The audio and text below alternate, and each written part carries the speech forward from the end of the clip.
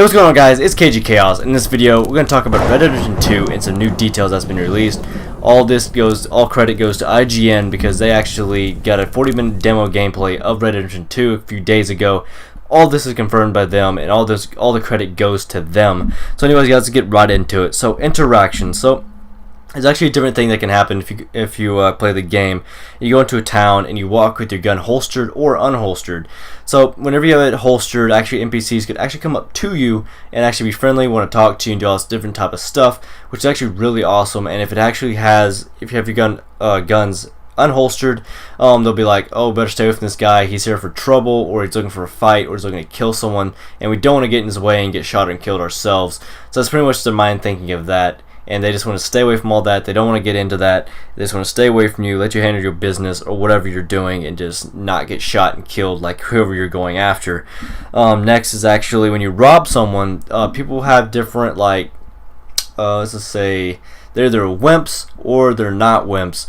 And if they are wimps, then you can like talk them into giving you what the hell you want without having to use your weapon. If they're not wimps, then you have to do alpha suit, you have to use your weapon, show force, and tell them, hey, you're gonna fucking die if I don't get what I want, so you better give me what the hell I want.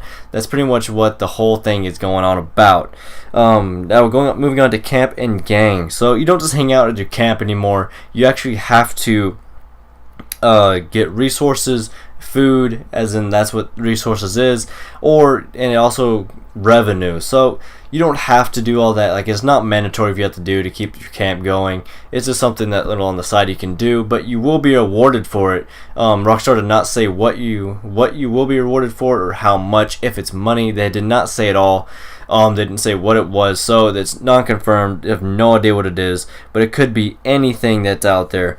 Also, there's day and night on the game, and every guard at your camp, it shifts. Like every NPC has shifts. Everything does their own thing. Like, you go get your meat and revenue, whatever. People might be cooking. NPCs might be cooking. They might be cutting wood, doing anything. Like, every NPC in the game has their own different things that they do, roles in the game. Like storekeepers, anybody has their own roles and what they do. It's actually really awesome. This makes the game feel so alive, and I cannot wait for that to actually happen.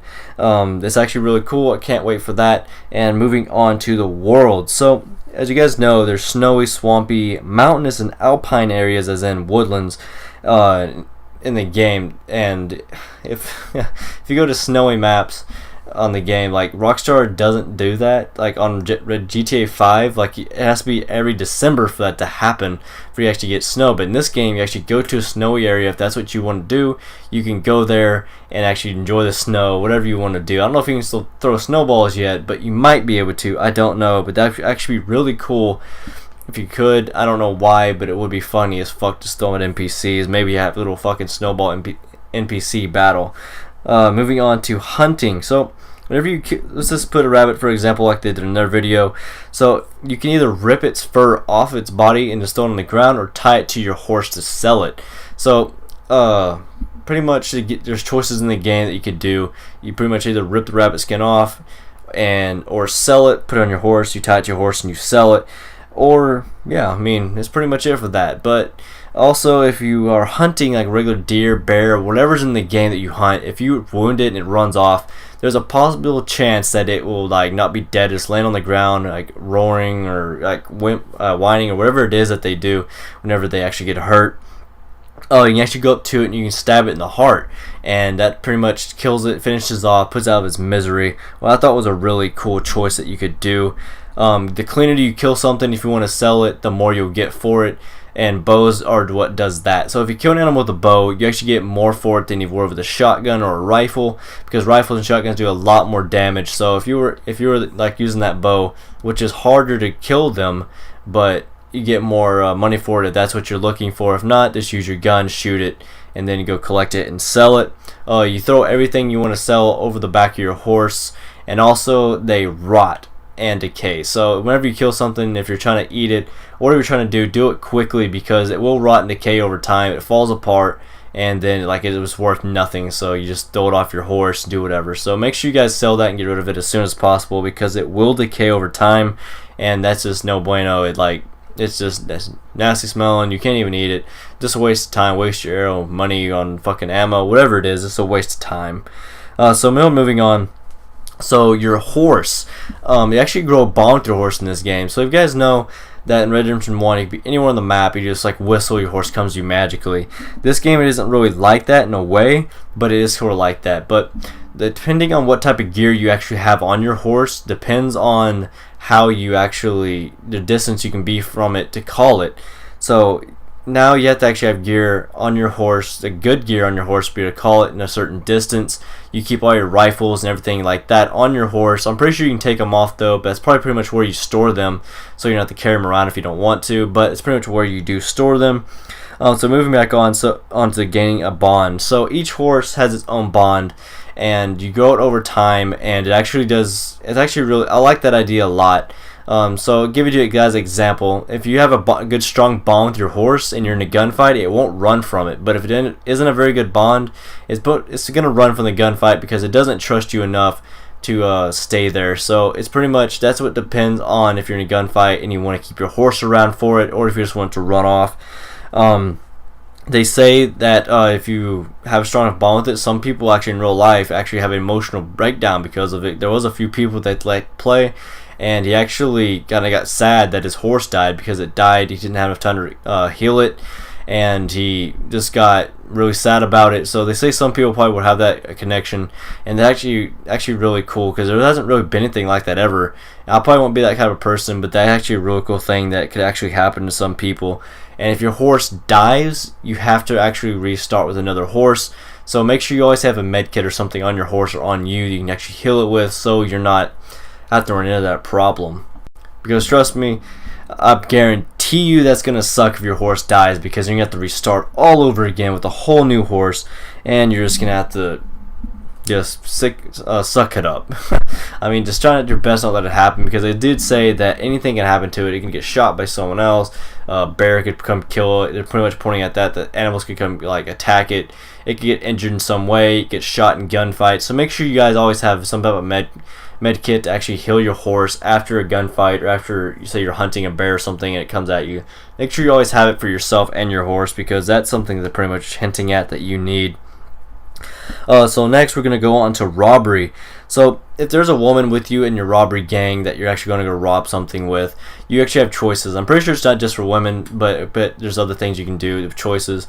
She can pretty much cause a distraction by becoming like doing like a harlot scene, or going and acting like a lost little girl and actually just causing a whole scene so you can get in there and rob the bank. So they said that when they actually picked the scared little girl or whatever, and she goes in there, they give her a minute to actually kind of like make the guy kind of like talk to her and not be like focused on anything else. And then Arthur busts in. He takes him by hostage and says, "Hey, open this safe." So he opens the safe, he gets it, and then there's other safes that you can't get into.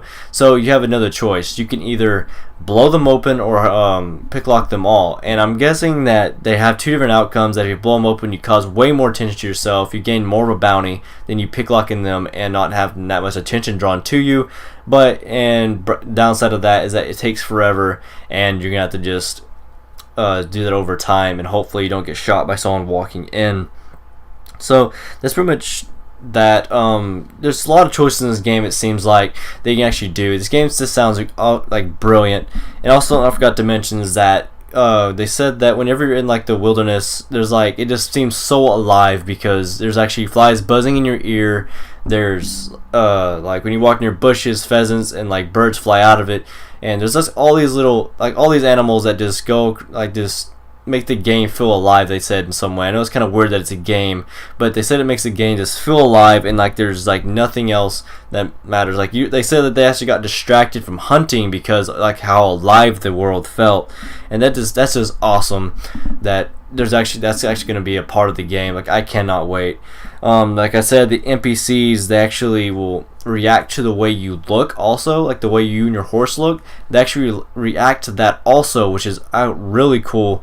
So pretty much if you want to be friendly and all that, walk in a town or city or whatever, walk in there with your guns holstered. And also there's going to be like an industrial city. They don't know where at yet, because they were only allowed to be in one area of the map.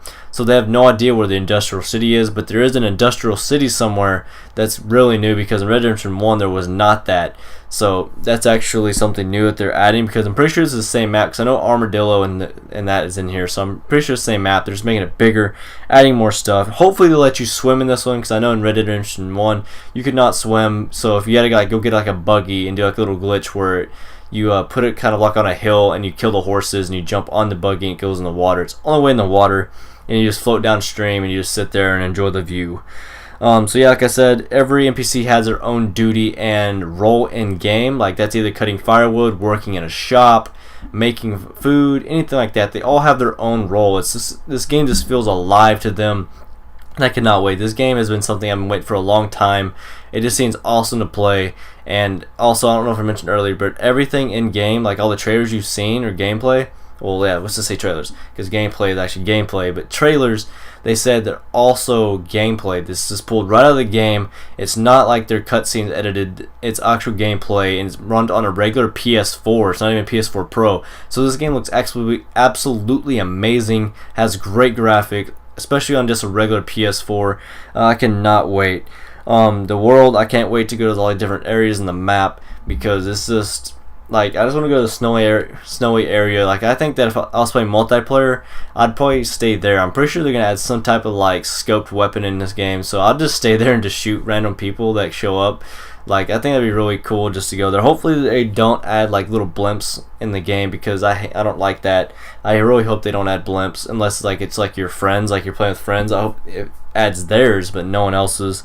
Hopefully they add like little forts that you do, like if you go in Red Dead Redemption 1, go up in the mountains, you can go to one of the gang's forts and like hold it off with your friends. All the forts are like that, really. There's one in like the Mexico type area that you can actually like stay on, like a Gatling gun fort. Like, that was really cool. Hope they had something like that in game, because that'd be really awesome to do.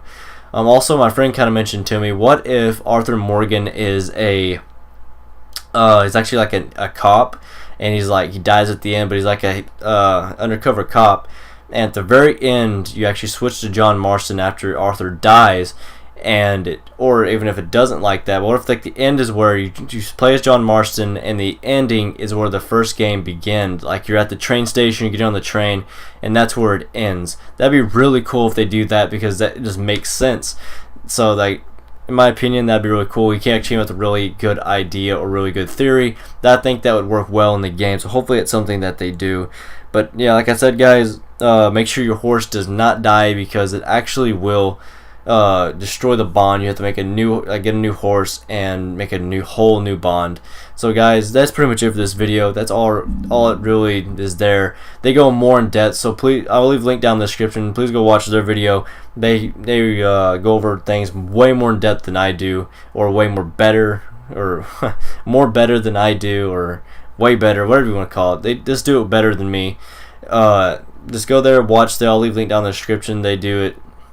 They tell you a lot of things that they actually did in game that wasn't really like a main thing they put in the game, but it was something that really cool and interesting that they actually say and talk about. So go check them out. Anyways, guys, that is it for this video. If you're new to my channel, hit that subscribe button, follow me on Twitter and Facebook, and I will see you guys next time.